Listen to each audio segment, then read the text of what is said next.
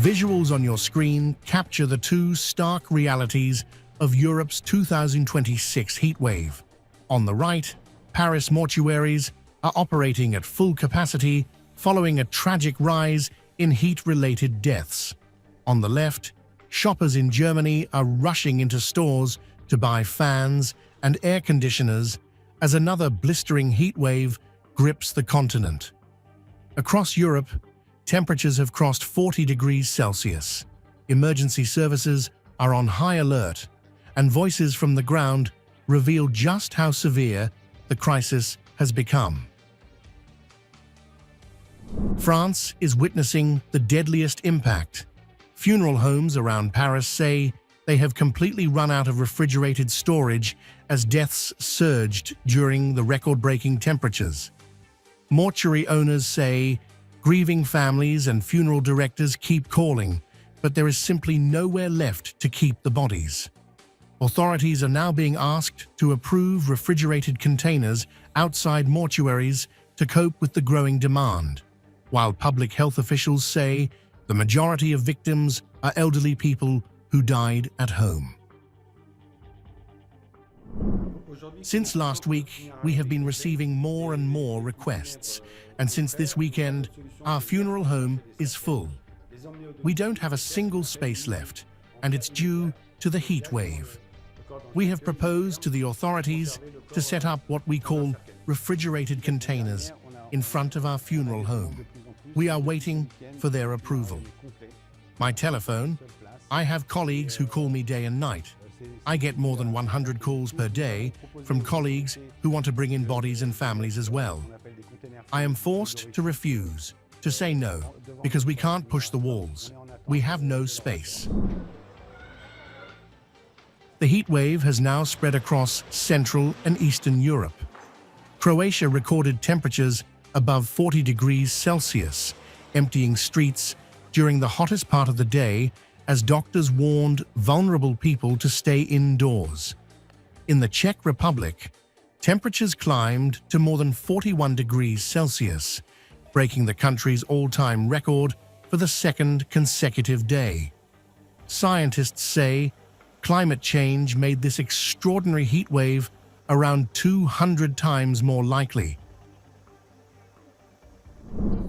These temperatures are hard to bear with, especially with elderly people and young babies. They have the most difficult time now. I am avoiding the sun. I tend to walk in the shade. Germany is facing a different battle. Viral images from Gelsenkirchen show crowds rushing to buy fans and air conditioners, while tourists in Berlin complain about overheated buses, hotels without cooling, and unbearable conditions on public transport.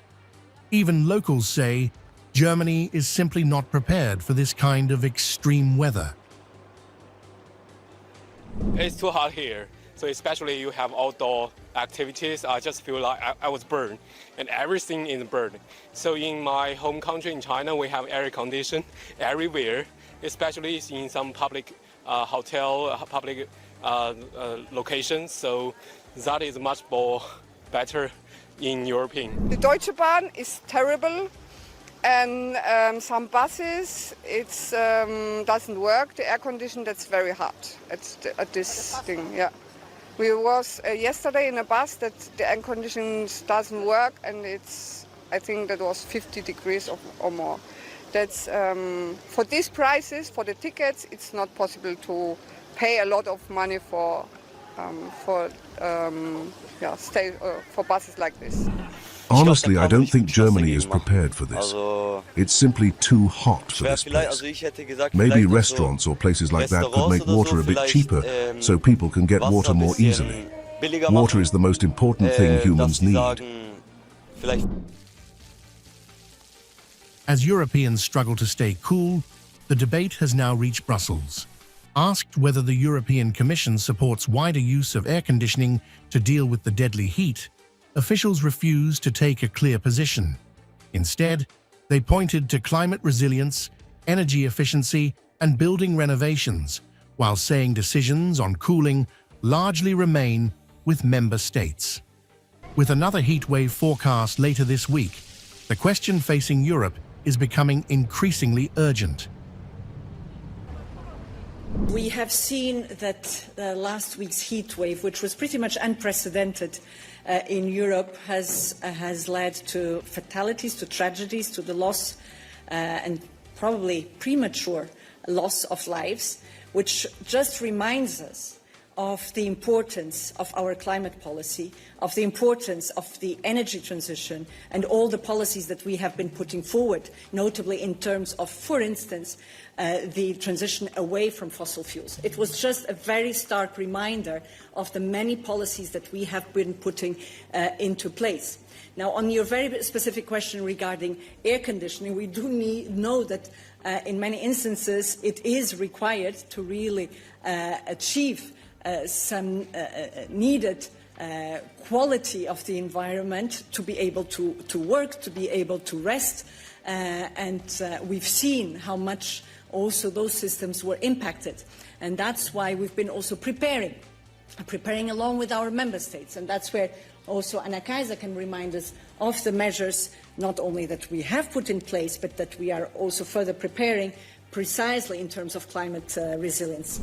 I doubt we have a particular view or position on air conditioning, but where we do have policies in place and where we are taking action, it concerns the building stock of the European Union, of member states, which is, as we know, most residential buildings and apartments in the European Union do not have air conditioning. It's not something that it's traditionally inbuilt, especially given that much of our housing stock is actually quite old and aged. So in this context, our heating and cooling policy is something that looks into these as well when there are larger renovations going on in member states. It's part of something that is being looked into as part of the housing policy that we have in place as well and that we are currently developing. As Europe braces for another round of extreme temperatures later this week, the deadly heat wave is no longer just a weather emergency. It has become a test of the continent's healthcare systems, aging infrastructure, and climate preparedness. With morgues overflowing, hospitals on alert, and millions searching for ways to stay cool, the question confronting Europe is no longer whether the climate is changing, but whether its cities are ready for a hotter future.